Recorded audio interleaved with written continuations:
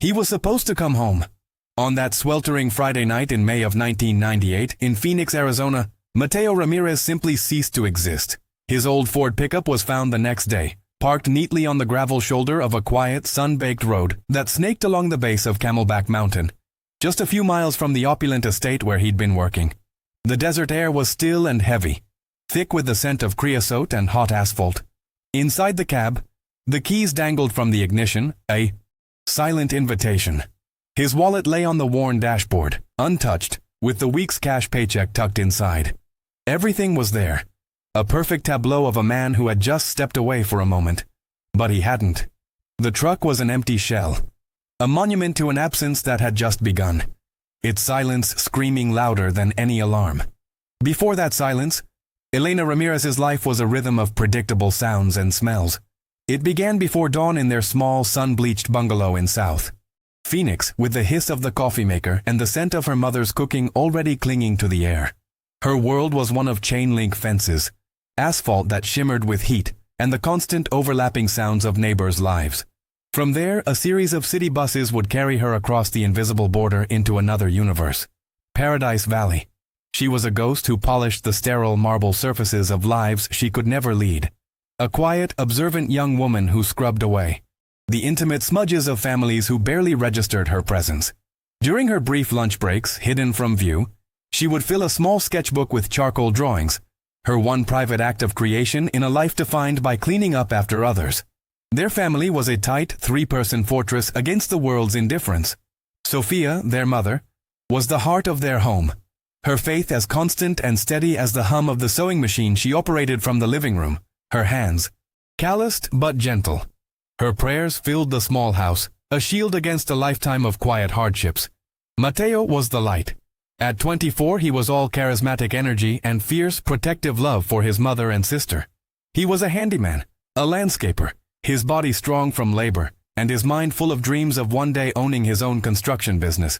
Evenings were their sanctuary, spent around a small kitchen table sharing simple meals, his laughter echoing off the walls as he recounted his day, making grand plans that made their cramped reality feel temporary and full of promise. The Blackwood estate was another world entirely. It was less a home and more a statement, a sprawling modernist structure of glass and steel pressed against the red rocks of the mountain. It was a place of calculated, isolating silence, broken only by the whisper of the air conditioning and the gentle lapping of water in the infinity pool. The air inside smelled of chlorine and the faint, expensive fragrance of Richard Blackwood's wife. He was a formidable figure in the city, a real estate developer who had carved Phoenix's suburban sprawl out of the raw desert. His name was etched onto plaques and foundations, a man who projected an image of unshakable integrity and civic duty. His power was as vast and quiet as the desert landscape his home surveyed, a force that bent the city to its will. These two worlds, so deliberately separate, were not meant to truly touch. For Elena, the homes in Paradise Valley were just a series of surfaces to be cleaned, their owners abstractions of wealth she witnessed but never knew. She moved through their spaces like a phantom, privy to their messes but excluded from their lives. But recently, a new and unnerving bridge had formed between her world and theirs. Mateo, in his relentless pursuit of a better future, had taken on a lucrative side job doing extensive landscaping work at the Blackwood property. He spoke of the scale of the project with pride, of the good money he was making. But whenever he mentioned the name, Elena felt a cold, unexplainable knot tighten in her stomach, a vague premonition that her brother was treading on ground that was dangerously unfamiliar. The day began long before the sun, in the cool blue-gray darkness of 4:30 a.m. For Elena, it started not with an alarm clock, but with the familiar gentle sounds of her mother already moving through their small house. The soft shuffle of Sophia's slippers on the linoleum, the quiet click of the stove burner igniting, the first hiss of oil in a cast-iron skillet. The air would slowly fill with the comforting, earthy scent of corn tortillas warming and the bitter aroma of chicory coffee percolating on the stove. This was the soundtrack of their survival, a daily overture of love and necessity played out under a single bare bulb in the kitchen. It was a world contained within 3 small rooms, a fortress built of routine and the quiet determination to face another day of hard, unrelenting work in a city that barely knew they existed. Sophia Ramirez was the quiet engine of their home, a woman whose faith was woven into the very fabric of her being. Most days found her bent over the heavy, industrial sewing machine that dominated their small living room, its steady, rhythmic chugging a constant hum beneath their lives. Her hands, calloused and mapped with the fine lines of decades of labor, moved with an expert grace, guiding swaths of fabric into finished garments for a downtown contractor who paid by the piece. Tacked to the wall above her workspace was a faded palm-sized icon of the Virgin of Guadalupe, her serene face watching over them. Sophia's prayers were not loud pronouncements, but a silent, continuous conversation, a source of resilience that had carried her through widowhood, immigration, and the daily grind of poverty with an unshakable, dignified grace. For Elena, the morning was a ritual of erasure. She would dress in the muted, functional uniform of the cleaning service, a plain gray polo shirt and sturdy black trousers that smelled faintly of industrial laundry detergent. It was a costume designed for invisibility, meant to help her blend into the background of other people's opulent homes. As she pulled her long dark hair back into a tight, severe bun, she felt as though she were tucking her own identity away with it. The reflection that stared back from the cracked bathroom mirror was not the young woman who dreamed of charcoal and sketch pads, but a functional silhouette, a pair of hands ready to scrub, polish, and disappear. A deep, bone-weary exhaustion had already settled in her shoulders, a familiar weight she carried long before she even left the house. The journey to work was a daily crossing of invisible yet unbreachable borders. It began at a dusty bus stop on a corner where the pavement was cracked and tufts of sun-scorched grass pushed through. The first bus would carry her through the familiar landscape of South Phoenix, a world of chain-link fences, colorful murals on bodega walls, and the constant overlapping sounds of neighbors' lives. Then she would transfer to another line, and the scenery would begin to transform. The houses grew larger and farther apart, the chain link replaced by high block walls topped with bougainvillea.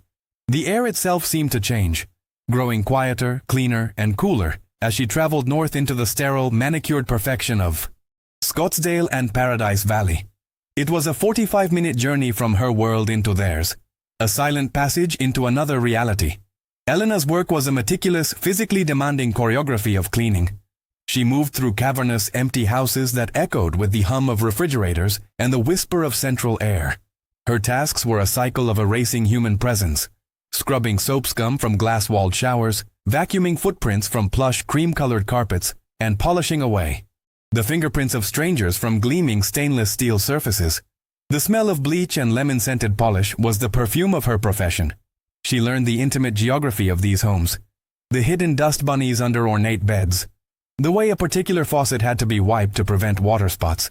She was a ghost in these spaces, a silent restorer of perfection, leaving behind only an antiseptic gleam and the faint scent of cleaning solutions as evidence she was ever there. Ercio, invisibility granted her a unique, if unsettling, perspective. She became a student of the lives she serviced, piecing together narratives from the objects left behind. She knew who drank too much by the number of wine bottles in the recycling bin, who was arguing by the crumpled, tear-stained tissues in a bedside wastebasket, and whose children were unloved by the pristine, untouched toys in their cavernous playrooms. These fragments of intimate life were laid bare for her, yet she remained a complete unknown to the homeowners. They might pass her in a hallway with a distracted nod, their eyes looking through her as if she were part of the furniture. She was the keeper of their domestic secrets, a silent witness to their casual wealth and private sorrows, yet her own life remained entirely unseen and unconsidered. Her one act of rebellion, her only true claim to selfhood during the long workday, was a small wire-bound sketchbook and a stick of charcoal she kept hidden in her purse. During her 30-minute lunch break, which she always took outside, hidden from view in a patch of shade behind a guest house or a meticulously trimmed hedge, she would draw. She didn't sketch the sterile landscapes of her employment, but the vibrant, textured world she came from. She drew her mother's hands, the determined set of Mateo's jaw, the expressive faces of people on the bus, the gnarled branches of a mesquite tree in their yard. These quick, raw sketches were her entire world, a private gallery of everything she held dear. It was in these stolen moments that Elena Ramirez, the artist, existed, breathing life onto the page. Mateo was the son to Elena's quiet shadow. His days began with the loud, rumbling cough of his old Ford pickup coming to life in the driveway, a sound that was both an annoyance and a comfort to the neighborhood. He was pure kinetic energy, his body lean and powerful from years of hard physical labor under the unforgiving Arizona sun. His hands were calloused and perpetually smudged with dirt or paint, but they were capable of both immense strength and surprising gentleness. He moved with a confidence that seemed to defy their circumstances, his easy smile and loud, infectious laugh a source of light in their small home. He carried the weight of being the man of the house not as a burden, but as a badge of honor, his fierce love for his mother and sister fueling his relentless drive. His ambition was as vast as the desert sky. Mateo didn't just want a job. He wanted to build an empire, one brick at a time. He devoured books on construction management and business from the public library, his nights spent sketching out business plans on yellow legal pads. He spoke not of if he owned his own company, but when. "One day, Elena," he'd say, his eyes shining with conviction, "we're gonna have a house with a yard for Mama, a real yard with grass, not just dirt and rocks, and you'll have your own room, a studio with a big window for the light." His dreams were not just for himself.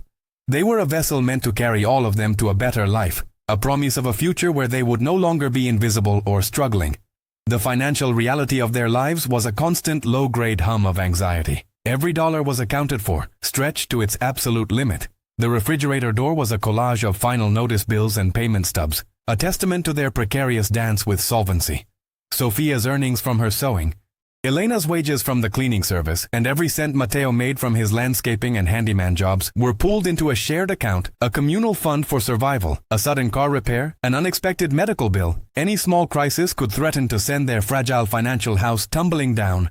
This shared struggle forged an unbreakable bond between them, a silent understanding that they were a team, a three-person army fighting a quiet daily war against economic oblivion and the indifference of the world. Evenings were their sanctuary.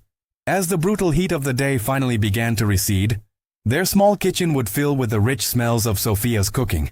Simmering beans, spicy chili verde, the comforting aroma of freshly made rice. The small, worn wooden table was their sacred ground, the one place where the outside world and its pressures were held at bay. Here they were not a seamstress, a cleaner, and a laborer. They were a family. They would share the simple meal, the clinking of forks against plates mingling with the sounds of the neighborhood drifting in through the open, screen-covered window. These moments were their greatest wealth, an unspoken ritual of connection that reaffirmed who they were and why they fought so hard every single day. It was around that table that Mateo truly came alive. He would recount his day not as a series of toils, but as a collection of small victories and funny anecdotes. He had a natural gift for storytelling, transforming a difficult client or a grueling task into a humorous tale that would make Sophia smile and draw a rare, genuine laugh from Elena. He would talk about the beautiful gardens he was creating in the sterile landscapes of the wealthy, describing the plants and designs with the passion of an artist. In those moments, with his face animated and his hands gesturing emphatically, he filled their cramped kitchen with a sense of boundless possibility, making them all believe, if only for an hour, that his grand dreams were not just possible but inevitable. He was their protector in countless small ways. When the ancient air conditioning unit in their window sputtered and died during a blistering July heatwave, Mateo spent 2 straight nights after his own long workday taking it apart and rebuilding it, using salvaged parts and sheer ingenuity until it rattled back to life. He was the one who spoke to the landlord when the roof leaked, his respectful but firm tone ensuring they weren't ignored. He walked Elena to the bus stop in the pre-dawn darkness if he was home, his presence a silent shield. These were not grand gestures, but the steady, consistent actions of a young man who had stepped into his father's shoes too early, and who fiercely guarded the 2 women who were the absolute center of his world. Their South Phoenix neighborhood breathed a collective sigh as dusk settled. The oppressive heat clinging to the asphalt would slowly dissipate, and life would spill out onto front porches and postage stamp lawns. The air would fill with a symphony of domestic sounds, the jingle of an ice cream truck making its rounds, the distant shouts of children playing street baseball, the rhythmic pulse of ranchera music from a neighbor's open window. It was a community bound by shared language, shared struggles, and the unspoken understanding of living on the margins. There was a resilience here, a vibrancy that the manicured, silent streets of Paradise Valley could never replicate. It was a world that, for all its hardships, was undeniably, intensely alive, and it was the only home they had ever truly known.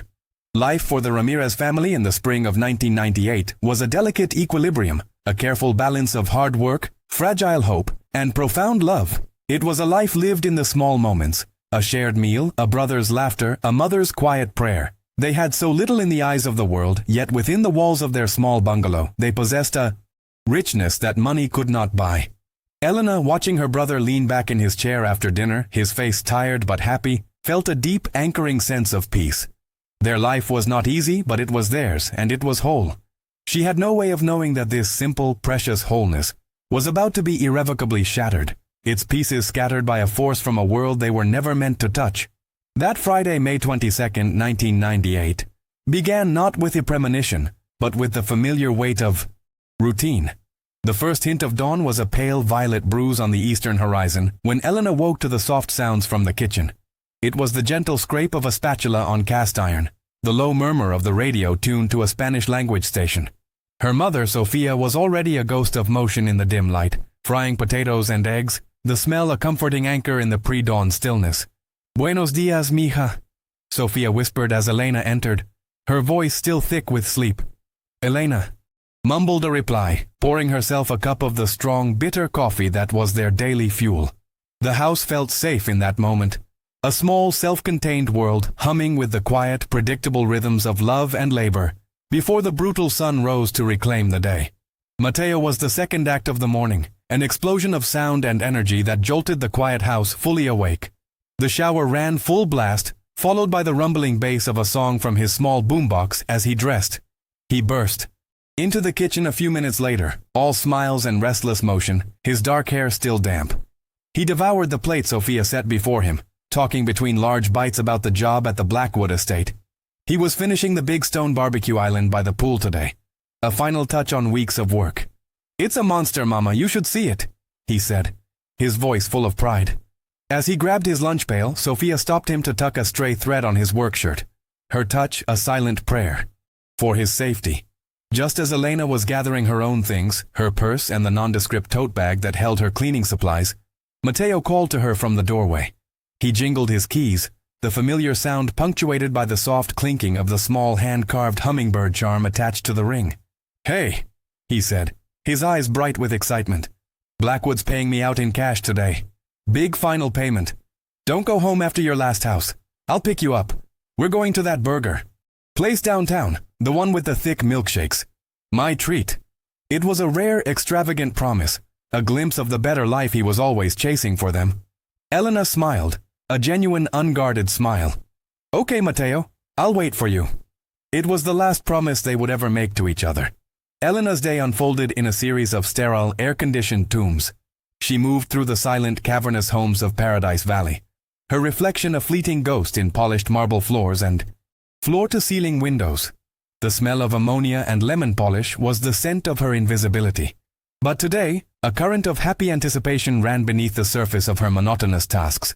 She thought of the promised burger, the thick chocolate milkshake, the simple luxury of sharing a meal with her brother that wasn't cooked in their own cramped kitchen. During her 30-minute lunch break, hidden in the shade of an oleander hedge, she took out her sketchbook. She drew Mateo's hands from memory, strong, calloused, capable of both brute force and delicate creation. She was capturing a piece of him, unaware she was creating a relic of a life about to be erased.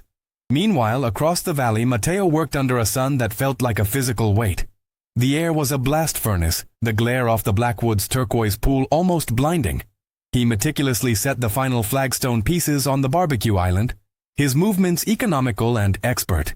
He was proud of his work, of the clean lines and solid construction that stood in stark contrast to the effortless inherited perfection surrounding him. Late in the afternoon, Julian Blackwood emerged from the house.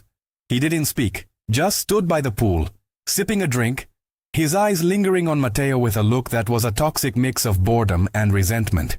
It was the casual, dismissive gaze of the powerful, an unspoken reminder to Mateo of exactly where he stood in this world of manicured grass and silent, oppressive wealth. As the afternoon wore on, the character of the sky began to shift. The relentless, pale blue started to deepen at the edges, turning a bruised, ominous gray. The wind picked up, carrying the smell of dust and distant rain, a telltale sign of an impending summer monsoon. The air grew thick, heavy, and charged with a strange electric tension. Mateo, noticing the change, began working faster, wanting to clean his tools and be gone before the storm broke. The oppressive silence of the estate was replaced by the rustling of palm fronds and the first low, distant rumble of thunder. It was a sound that seemed to be rolling in from another world, a percussive announcement that the ordinary rhythm of the day was about to be violently disrupted, the fragile peace shattered. At nearly 5 o'clock, with the job complete, Mateo was wiping down his tools when Richard Blackwood appeared on the patio, an envelope of cash in his hand. The transaction was brief, impersonal. "Good work, son," Blackwood said, his tone clipped and final. But as Mateo counted the bills, Julian stumbled out of the house, his face flushed, his movements unsteady. "Where is it?" he slurred, his voice loud and accusatory. "My watch. It was on the table right here." He pointed a trembling finger at Mateo. "You took it." Mateo's face hardened, his pride instantly wounded by the casual accusation. "I didn't steal anything from you," he said, his voice low and steady, a quiet defiance against the unearned authority of the boy in front of him. The argument ignited with the speed of a flash fire. Richard tried to intervene to manage his son, but Julian was too consumed by drunken arrogance. He advanced on Mateo, spitting insults, calling him a thief, a nobody from the south side. Mateo stood his ground, his hands clenched at his sides, refusing to be intimidated. The confrontation was a collision of two worlds, one of entitlement and suspicion, the other of hard-earned dignity. In a fit of petulant rage, Julian shoved Mateo with both hands. It was a weak, clumsy push, but it was enough. Mateo, weary from a long day of physical labor, lost his footing on the slick patio stones. He staggered backward, his arms flailing for balance for just a second, before the back of his head connected with the sharp, unforgiving corner of the new stone barbecue island. The sound was sickeningly dull, a hollow thud that was immediately swallowed by a much louder crack of thunder directly overhead. Mateo crumpled to the ground without a sound, a marionette with its strings suddenly cut. He lay still, a dark stain beginning to spread on the pale stone beneath his head. For a heartbeat, there was only the sound of the rising wind and Julian's sharp, panicked intake of breath, the alcohol-fueled rage vanishing, replaced by a cold, stark terror. Richard Blackwood did not rush to the fallen man. His face, for a brief moment, showed a flicker of something like horror, but it was instantly replaced by a mask of cold, pragmatic control. His focus was not on the body on his patio, but on his son, on the problem that needed to be managed, contained, and erased. Miles away, Elena stood under the narrow awning of a closed bookstore, the promised meeting spot. The monsoon had arrived in full force, turning the sky black and unleashing a torrential downpour. Headlights smeared across the wet asphalt, each pair a momentary flare of hope that quickly died. 7 o'clock came and went. Then, 8. The cheerful anticipation she had carried all day had dissolved, replaced by a gnawing anxiety that tightened its cold grip around her chest. She called their house from a payphone, her fingers trembling as she dropped the coins in. "He's not here, mija," her mother's worried voice said over the line. Elena hung up and resumed her vigil, watching the storm rage, feeling a profound and terrifying certainty that something was wrong. The world was continuing on, but her brother was not in it. He was simply gone. The first 24 hours after Elena's vigil ended were a blur of surreal silence and frantic, useless motion. The storm had passed, leaving the air washed clean and the sun glaring down on a world that felt fundamentally wrong. Sophia did not weep. She collapsed inward, her body shrinking into a small, tight knot of prayer in her worn armchair, the rosary beads a constant, frantic whisper against her skin. Elena became the family's nerve center, her own shock walled.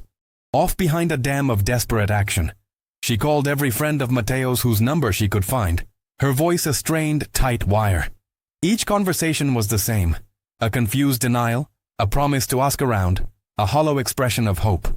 The house, usually filled with Mateo's energy and laughter, was now a vacuum, its silence a physical weight pressing down on them, suffocating the very air they breathed. 2 uniformed officers arrived late that Saturday afternoon, their large frames seeming to shrink the small living room. Their presence was an intrusion of sterile procedure into a space of raw, unfolding grief.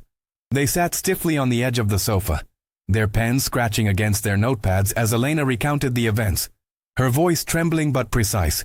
She tried to make them understand who Mateo was, his reliability, his ambition, his fierce devotion to his family. He would never just leave. The officers listened with a kind of practiced professional empathy, but their questions steered the narrative down a path Elena refused to recognize. "Any recent arguments?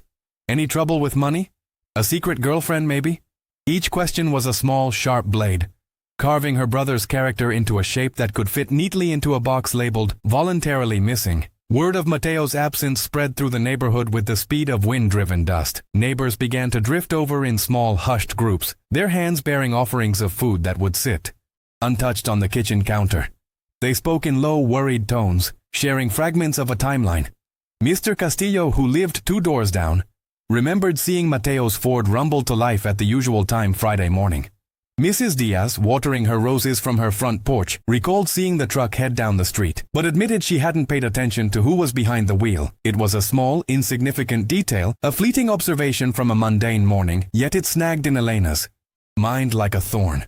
It was the first piece of the day that didn't feel right, a tiny crack in the foundation of what was supposed to be a normal Friday. The call came on Sunday morning. A state trooper on patrol had spotted the Ford pickup. It was parked on a gravel shoulder off a quiet road that wound along the base of Camelback Mountain, miles from their home but unsettlingly close to the Blackwood estate. Elena and a family friend drove there, the silence in the car thick with dread. Seeing the truck was a physical shock. It was so ordinary, so undeniably Mateo's, with its familiar dents and faded paint. The driver's side door was unlocked. Inside, the keys dangled from the ignition, and his wallet, with the week's pay still inside, lay on the dashboard. Everything was a perfect, tidy picture of a man who had just stepped away for a moment. But Elena knew, with a certainty that chilled her to the bone, that this was not a pause. It was a carefully constructed lie. That evening, Mateo's face flickered across the television screen for less than 10 seconds during the local news broadcast. It was his high school graduation photo, the only one the family had on hand, showing a boy with a proud, hopeful smile. The anchor read from a script in a detached, sonorous voice, describing a 24-year-old South Phoenix man reported missing by his family. The report mentioned the discovery of his truck and concluded by stating that police had not ruled out the possibility that he left the area voluntarily. In that single, dismissive phrase, the official narrative was cemented. Mateo was not a potential victim. He was a potential fugitive from his own life, his character publicly stained before any real search had even begun. The power of suggestion was immediate and devastating, shaping public perception with casual cruelty. Elena spent the next few days fueled by a cold, determined rage. With the help of friends from her church, she designed and printed hundreds of flyers. Missing! The top read in bold black letters. Above the same smiling photograph from the news. His height, his weight, the clothes he was last seen wearing. Each detail was a desperate breadcrumb tossed into the vast, indifferent city. They taped the flyers to telephone poles, on the windows of corner stores, in laundromats and bus stations, a frantic paper trail of hope. Elena watched as the relentless Arizona sun began its work, bleaching the ink, fading Mateo's face into a pale, ghostly image.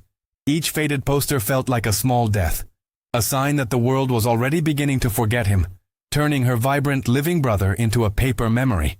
Detective Miller entered their lives on the 4th day. He was a man in his late 40s, with a weary face and eyes that seemed to hold the weight of every sad story he had ever heard. Unlike the first officers, he sat at their kitchen table and simply listened, letting Elena and Sofia speak without interruption. He asked detailed questions about Mateo's job at the Blackwood estate, his pen moving slowly across his notepad. When Elena described the final payment and the promised dinner, Miller's expression tightened almost imperceptibly. He assured them he would look into it personally. For the first time, Elena felt a flicker of something other than despair. Here was a man who seemed to see them not as a statistic, but as a family whose world had been torn apart. True to his word, Detective Miller drove his unmarked sedan through the imposing gates of the Blackwood estate the following afternoon. Richard Blackwood received him not on the patio but in a vast, climate-controlled study with a glass wall that offered a panoramic view of the city below. Blackwood was the picture of composed, civic-minded cooperation. He expressed his deep sadness for the Ramirez family and confirmed the details of Mateo's final day of work. Yes, he had paid him in cash. The young man had seemed fine, perhaps a bit, distracted, but certainly not in any distress. He offered to help in any way he could. The entire conversation was a masterful performance of power cloaked in civility, an exercise in polite, impenetrable stonewalling. Miller left with nothing but a handshake and a hollow feeling in his gut. The local newspaper, seeking a more compelling angle than a simple missing person case, began to weave its own narrative. A reporter unearthed a former employer of Mateo's who, after some prodding, vaguely recalled that the young man could be headstrong and had a bit of a temper. The article artfully combined this flimsy characterization with unsubstantiated whispers of gambling debts, painting a portrait of a troubled young man from a rough part of town, likely fleeing problems of his own making. The story was no longer about a potential crime, but a sociological study of a predictable outcome. It was easier, safer, and it absolved the wealthier parts of the city of any connection or responsibility. Mateo was being rewritten, his memory slowly and systematically dismantled by strangers. The weight of it all began to crush Sophia. The steady, rhythmic chugging of her sewing machine, the soundtrack of their survival, had fallen silent. She now spent her days in the armchair by the window, her rosary a constant, desperate motion in her lap. She would stare out at the street for hours, her gaze unfocused, as if expecting to see the familiar shape of Mateo's truck turn the corner. Her deep, unwavering faith, which had been her shield against a lifetime of hardship, was cracking under the strain of this new, unbearable silence from God. She was shrinking before Elena's eyes, consumed by a grief so profound, it was stealing the very life force from her body, leaving behind a hollow, fragile shell of the woman she once was. Elena's life fractured into two separate, exhausting realities. During the day she returned to her cleaning jobs, her invisibility now a weapon. She moved through the quiet, opulent homes of the wealthy, listening to their careless conversations, their gossip about social events and business deals, her ears straining for any mention of the Blackwood name, any fragment that might connect to her brother's disappearance. At night, her exhaustion was eclipsed by a manic energy. She spread city maps across the kitchen table, circling construction sites and remote desert areas. She called hospitals and county morgues, her voice flat and robotic as she recited Mateo's description. Sleep was a battlefield of nightmares. Her brother's voice calling her name from a place she could never reach. A flicker of a lead appeared, only to be extinguished just as quickly. A bus driver who worked the late afternoon route through Paradise Valley contacted the police tip line. He thought he might have seen a dark, expensive-looking sedan parked erratically behind an old pickup truck on the shoulder of the road near the mountain, right around the time the storm had hit. He remembered it because the car's lights were off, which seemed strange in the growing darkness. But under questioning, his memory wavered. He couldn't be sure of the make or model, couldn't recall seeing anyone. It was a half-formed memory, a ghost of an observation. Without more substance, it was deemed unreliable, another frustrating dead end that served only to deepen the chasm of the unknown. The first month bled into the second. The vibrant ink on the missing posters ran. In the summer monsoon rains, Mateo's smiling face dissolving into a blurry abstract stain. The local news moved on to other, fresher tragedies. The neighbors still offered sympathetic nods, but their visits and offerings of food had stopped. The acute crisis of Mateo's disappearance was settling into a chronic, permanent ache. His absence was no longer a shocking event, but a feature of their lives. A hollow space at the dinner table. A silent room at the end of the hall. The world, which had paused for a brief, fleeting moment to register their pain, had resumed its relentless, indifferent spin, leaving the Ramirez family stranded on their own desolate island of grief. In the society pages of the Sunday paper, Elena saw a photograph that made her stomach clench. It was from a high-profile charity gala for the city's art museum. There, in crisp black and white, was Richard Blackwood, a confident smile on his face, his arm possessively around his elegantly dressed wife.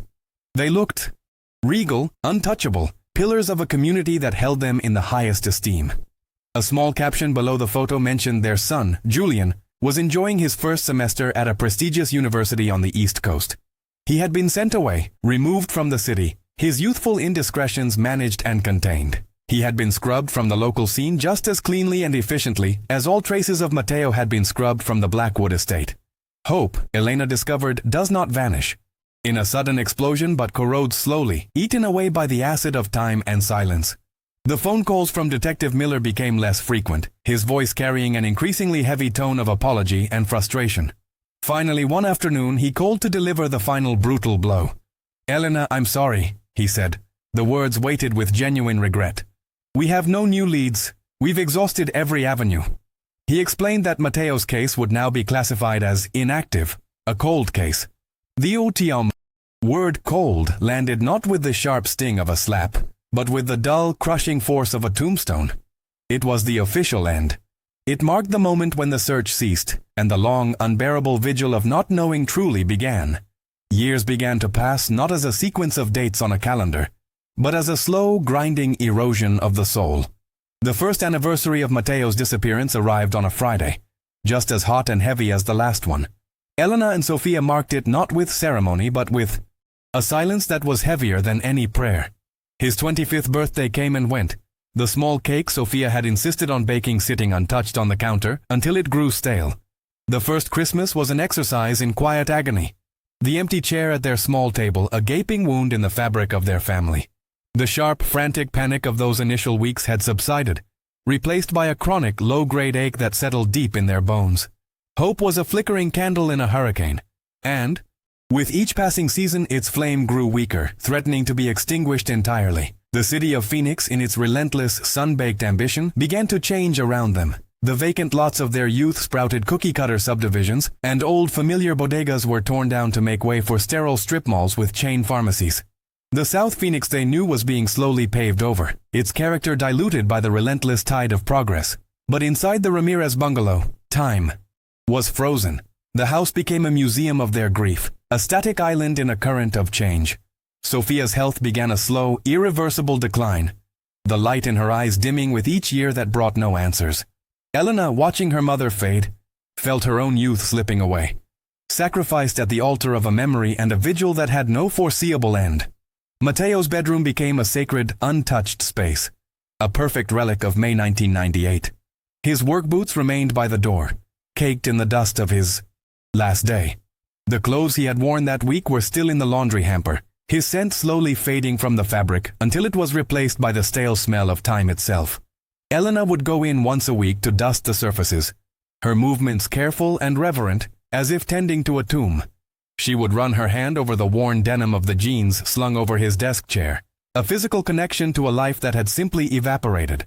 For Sofia, the room was too painful to enter. For Elena, it was a necessary torment, a weekly reminder of what, and who, she was still fighting for. The profound, crushing weight of not knowing was a cancer on Sofia's spirit. The woman who had faced every hardship with a resilient faith was now adrift in a sea of divine silence. The rhythmic chugging of her sewing machine, once the constant heartbeat of their home, had ceased entirely. She spent her days in her armchair, her body shrinking, her gaze fixed on the street outside as if a sheer force of will could conjure the sight of Mateo's truck turning the corner. A persistent, rattling cough took root in her chest, a physical manifestation of the unshed tears and unspoken grief that had settled there. Elena became her mother's full-time caretaker, her life now a dual vigil, one for the brother who was gone, and one for the mother who was slowly following him into the shadows. In the wider world, Mateo Ramirez was erased. Phoenix boomed, its sprawling suburbs devouring miles of raw desert. The Blackwood name became more prominent than ever, attached to new luxury developments, charitable foundations, and the glistening glass towers that remade the city's skyline. The story of a missing landscaper from a poor neighborhood was a distant, forgotten whisper, buried under a decade of fresher tragedies and bigger headlines. The city's collective memory was short and selective. For the powerful, the past was something to be managed and, if necessary, rewritten. For the Ramirez family, the past was the only thing they had left, a constant, suffocating presence that defined their every waking moment and haunted their every dream. Time transformed Elena. The soft, uncertain girl who sketched in secret was gone, replaced by a woman forged in the crucible of loss. She started her own small cleaning business, her meticulous work and quiet professionalism earning her a reputation for reliability. She was respected but kept her distance, building a wall around the hollow space in her life.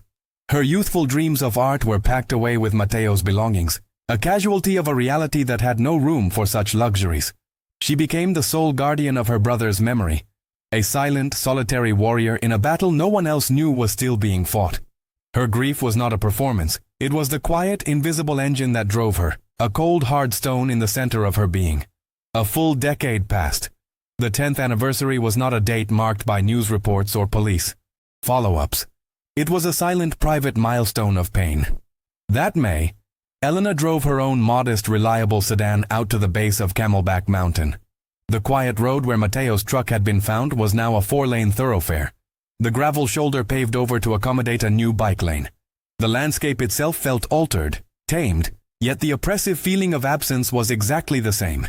She stood there, a woman of 32, and realized with a sudden, chilling clarity that her brother had now been gone for almost as long as she had known him. Time was not healing the wound. It was simply making the scar bigger, stretching it across her entire life.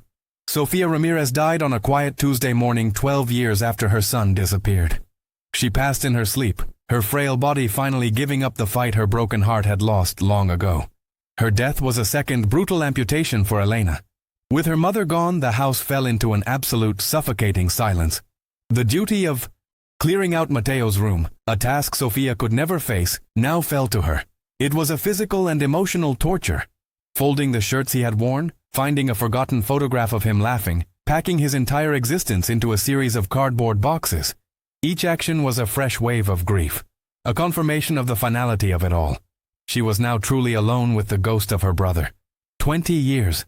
The world had moved on in 1,000 ways.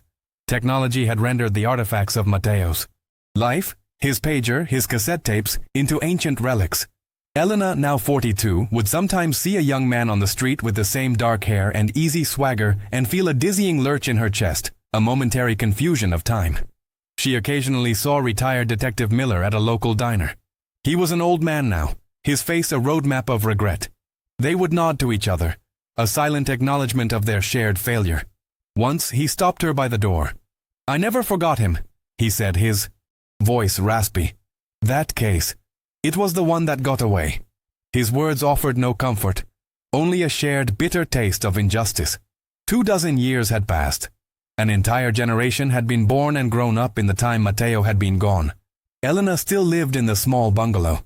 Its mortgage finally paid off after a lifetime of scrubbing other people's floors. The neighborhood was changing again. Old families displaced by a wave of gentrification that brought coffee shops and yoga studios. But inside her house, the void remained. It was a permanent, structural part of her life. It was the silence where his laughter should have been, the empty space at the table, the constant low hum of a question that had no answer. Time had not healed. It had simply carved out a canyon of loss so deep and so wide that no amount of living could ever hope to fill it.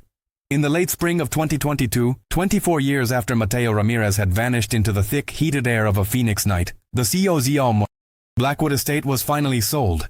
Richard Blackwood, now a stooped and frail patriarch in his late 60s, had decided to downsize, his vast modernist fortress becoming more of a mausoleum than a home. The new owners were a young, unimaginably wealthy tech couple from California, and they saw the property not as a statement of established power, but as a blank canvas for their own vision. Their plans were ambitious and unsentimental, involving the gutting of the interior and a complete redesign of the exterior landscape. The house that had held its secrets for nearly a quarter of a century was about to be torn apart, its silent, sun-baked stones forced to speak at last, whether they wanted to or not. The renovation began with the surgical brutality of heavy machinery. A crew of workers, none of whom had even been born when Mateo disappeared, descended on the property. Their immediate task was to demolish the expansive back patio and the surrounding features to make way for a new, larger pool and entertainment complex. On a Tuesday morning, under a sky of pale, indifferent blue, the bucket of a small excavator began to tear into the foundation of the old, decorative stone barbecue island near the pool. It was the very same structure Mateo had proudly finished on his last day alive. The machine clawed at the packed earth beneath the concrete slab, its metal teeth unconcerned with the history it was disturbing, pulling up rocks, dirt, and the tangled roots of long dead ornamental shrubs in a cloud of fine red dust. It was a young foreman named Carlos who saw it first. Amidst the debris being dumped into a pile, he noticed a dark, strangely shaped clod of earth. Curiosity got the better of him. He hopped down from his machine and prodded the object with the steel toe of his boot. It wasn't a rock. It was a mass of rotted, hardened canvas, fused together by time and moisture. He carefully broke it apart, the fabric disintegrating into dust in his hands. Inside, the hollow it left, nestled in the dry soil, lay a collection of small metallic objects. He picked them up, wiping away the dirt. A pager with a cracked plastic screen, a set of keys on a rusted ring, and a small, almost perfectly preserved piece of carved wood. It was shaped like a tiny hummingbird, its delicate form an impossible survivor of so many years buried in the dark. The foreman, a sensible man, immediately stopped the work and called the police. The discovery of personal effects buried on a construction site was unusual enough to warrant a formal report. The first officers on the scene were young, but the name on the old case file, Ramirez, still rang a faint bell in the department's collective memory. The cold case was pulled from the archives, its thin, dusty file landing on the desk of a detective who now had access to tools and technologies that would have seemed like science fiction to Detective Miller in 1998. They took the rotted remnants of the tool bag, the pager, the keys, and the little wooden bird. But more importantly, they took extensive soil samples from the exact spot where the bag had been unearthed, a standard procedure that would prove to be anything but routine. The call reached Elena on a Thursday afternoon while she was scrubbing a limestone floor in a Scottsdale mansion. It was from a woman who introduced herself as Detective Serrano. The voice on the other end of the line was cautious, professional, but it carried an undercurrent of something that made the rag in Elena's hand freeze. "Ma'am," the detective said, "we're reopening the investigation into your brother's disappearance. We've found something at a property in Paradise Valley." Elena sank to her knees on the cold stone. The phone pressed hard against her ear. She didn't cry. The capacity for that kind of immediate hot grief had been burned out of her long ago. Instead, a deep seismic tremor went through her, a silent, violent shockwave that cracked the very foundations of the life she had built on top of his absence. The science was swift and merciless. While the wooden hummingbird was the emotional linchpin, the soil samples were the empirical proof. Advanced forensic analysis, a process unavailable in the 1990s, revealed microscopic degraded traces of human blood in the earth directly beneath where the barbecue island had stood. The lab worked quickly, isolating the DNA profile. They ran it against the sample that had been carefully preserved decades ago from a single drop of blood found on the seat of Mateo's abandoned truck. It was a perfect match. The news hit the media like a lightning strike, a long-forgotten ghost story roaring back to life as a front-page headline. The narrative of a troubled runaway, so carefully constructed by the powerful, evaporated in the face of irrefutable microscopic truth. Mateo hadn't run. He had fallen. Right there. The pressure on the Blackwood family was immediate and immense. Reporters camped outside the gates of Richard's new, smaller but no less opulent home. The police brought Julian Blackwood, now a man of 43 with haunted eyes and a tremor in his hands, in for questioning. He was no longer a petulant, arrogant boy, but a man hollowed out by a secret he had carried for a lifetime. He sat in the sterile interrogation room for 3 hours in complete silence before his composure finally irrevocably shattered. His confession was not a defiant shout but a low, broken whisper, the words tumbling out as if they had been poisoning him from the inside for 24 years. He told them everything, the story spilling into the quiet room like a torrent of backed-up water finally breaking through a dam. He recounted the drunken argument, the stupid accusation over a missing watch, the casual, arrogant shove. He described the sickeningly dull sound of his brother's head hitting the stone corner of the barbecue island, a sound he claimed to still hear in his sleep.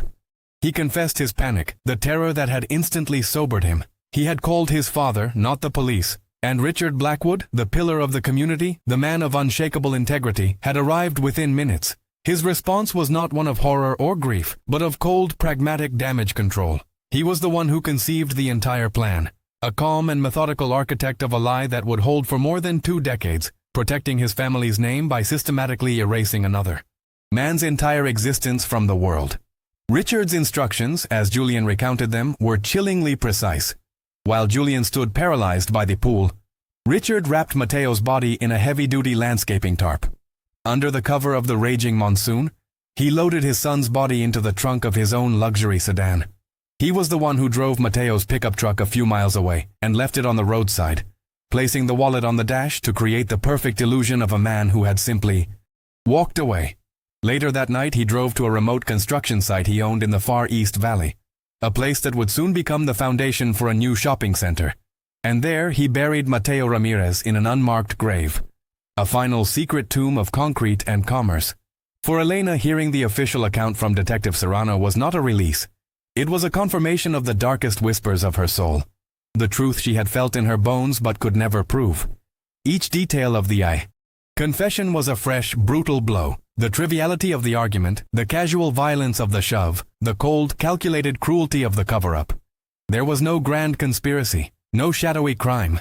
There was only a spoiled, drunken boy and a powerful father who believed his son's future was worth more than her brother's life. The great, agonizing mystery of her existence had been solved, the silence of 24 years finally filled.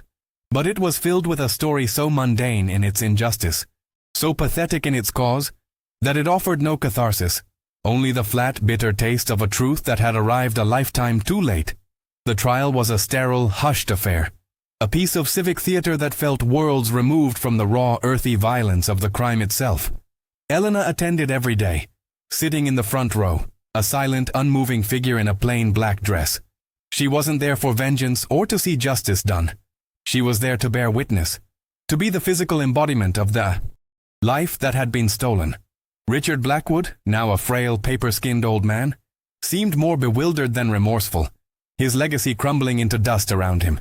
Julian, by contrast, was a hollowed-out man of 43, his face a mask of exhausted guilt. He never once looked at Elena. The verdicts, when they came, accessory to manslaughter for the father, involuntary manslaughter for the son, landed not with a crash but with a dull administrative thud. It was an accounting, not a reckoning. Mateo's remains were recovered from beneath a loading dock behind a big box store, the final insult to a life of hard, honest labor. What was returned to Elena was not her brother, but a small, neat box of authenticated bones. The funeral, 24 years late, was a quiet, sun-scorched gathering at a modest cemetery in South Phoenix. A handful of old neighbors, their faces now deeply lined with age, stood beside her. Retired Detective Miller was there too, his stooped shoulders carrying the weight of decades of regret.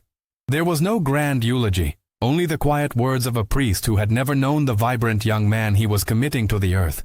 As the box was lowered into the ground, Elena felt no sense of closure, no release. She was simply burying a fact, a final, concrete piece of evidence in a case that had consumed her entire adult life. Back in the silent bungalow, Elena walked into Mateo's room. It was no longer a shrine but an archive, a space that smelled of old paper and dust. She opened a small, velvet-lined box on his dresser, the only new object in the room. Inside lay the tiny, hand-carved wooden hummingbird, returned to her by the police. Its form was still perfect, a small, impossible miracle of preservation. Her fingers, now calloused from a lifetime of her own work, trembled as she picked it up. She didn't place it on his keychain or tuck it away. Instead, she set it on the windowsill, positioning it so it faced the street, as if it were perpetually waiting for him to come home. It was not an act of hope, but one of finality. The last piece of the story finally put in its place, a silent guardian over an eternal absence. The fates of the Blackwoods played out as distant news items, footnotes in the history of the city they had helped build. Richard died in a prison hospital less than a year into his sentence, his death warranting a brief, sanitized obituary in the business section that barely mentioned his conviction. Julian served 4 years of his 7-year sentence before being released for good behavior. He vanished from public life, rumored to be living under a different name in another state, a ghost haunted by a single, clumsy act of violence and a lifetime of complicity. Elena would sometimes see his name mentioned in old articles online, a digital echo from a world that had destroyed hers. She felt nothing. Their punishment, their shame, their continued existence, it was all irrelevant. It could not fill the silence in her house or give back a single stolen day. Elena's life settled into a new kind of quiet. The frantic search was over, the agonizing question answered. All that remained was the vast, unchanging landscape of the loss itself. On a warm evening in May, 25 years to the month after he vanished, she sat alone at the small kitchen table. The setting sun cast long shadows across the linoleum floor, the same floor he had walked across on his last morning. She had set 2 plates. One for herself, with a simple meal she barely tasted, and one for him. The second plate was empty, the silverware beside it untouched, gleaming in the fading light. It would remain there, a permanent fixture. It was not a memorial. It was a statement of fact. The chair opposite her was empty, and in the profound, suffocating silence of the small house, that emptiness was the only presence left.